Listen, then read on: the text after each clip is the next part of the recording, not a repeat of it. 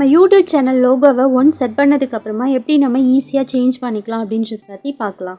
இதுக்கு ஃபர்ஸ்ட் நம்ம யூடியூப் ஆப்பை ஓப்பன் பண்ணிக்கலாம். இப்போ ரைட் சைட் கீழே இருக்கிற யூடியூப் லோகோ மேலே கிளிக் பண்ணிக்கலாம். ஆல்ரெடி நீங்கள் எந்த லோகோவுமே செட் பண்ணல அப்படின்னா உங்கள் சேனலோட ஃபஸ்ட் லெட்டர் அல்லது உங்கள் மெயில் ஐடியோட ஃபஸ்ட் லெட்டர் இந்த இடத்துல லோகோவாக செட் ஆகியிருக்கும். அது மேலே கிளிக் பண்ணிக்கலாம். இப்போ திரும்பவும் இந்த லோகோ மேலே கிளிக் பண்ணிக்கலாம். இப்போ நம்ம சேனல் ஓப்பன் ஆகும். பக்கத்தில் இருக்கிற இந்த பென்சில் ஐக்கானை கிளிக் பண்ணிக்கலாம். இப்போ இந்த ப்ளூ கலர் இமேஜ் தான் நம்ம சேனலுக்கான லோகோ அல்லது ப்ரொஃபைல் பிக்சர் அப்படின்னு சொல்லுவோம். பேக்ரவுண்டில் இருக்கிற இந்த எல்லோ கலர் இமேஜ் சேனலோட பேனர் அப்படின்னு சொல்லுவோம்.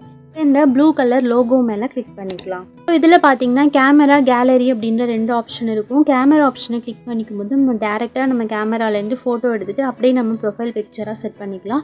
அப்படி இல்லாமல் கேலரி ஆப்ஷனை கிளிக் பண்ணிக்கும் போது நம்ம மொபைல் கேலரியில் இருக்கிற எல்லா ஃபோட்டோஸுமே நமக்கு வியூ ஆகும். இந்த ஃபோட்டோஸ்லேருந்து நம்ம எந்த ஃபோட்டோவை நம்ம சேனலோட லோகோவாக செட் பண்ணிக்க போகிறோமோ ஜஸ்ட் அந்த ஃபோட்டோ மேலே ஒரு கிளிக் பண்ணிக்கலாம். இந்த ஃபோட்டோ மேலே கிளிக் பண்ணிக்கிட்டு அப்படியே நம்ம ட்ராக் பண்ணும்போது இந்த ஃபோட்டோவோட எந்த பார்ட் நமக்கு லோகோவாக செட் ஆகணும் அப்படின்றது நம்ம கரெக்டாக சென்டர் பண்ணி செட் பண்ணிக்கலாம். இப்போ கீழே இருக்கிற இந்த சிம்பிள் பார்த்தீங்கன்னா ரொட்டேட் பண்ணுறதுக்கான ஆப்ஷன். இதை கிளிக் பண்ணிக்கிட்டு நமக்கு எந்த ஆங்கிளில் இந்த இமேஜை ரொட்டேட் பண்ணணுமோ அந்த ஆங்கிளில் நம்ம கரெக்டாக ரொட்டேட் பண்ணி செட் பண்ணிக்கலாம்.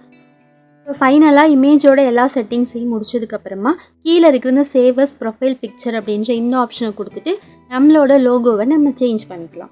இப்போ நம்ம கொடுத்துருக்க இமேஜ் நம்ம சேனலோட லோகோவாக செட் ஆகிடும். சேனலோட லோகோ உடனே YouTube studio app, YouTube studio வெப்சைட்லலாம் அப்டேட் ஆகாது. ஒரு 5 மினிட்ஸ்க்கு அப்புறமா தான் நமக்கு அப்டேட் ஆகும். நன்றி.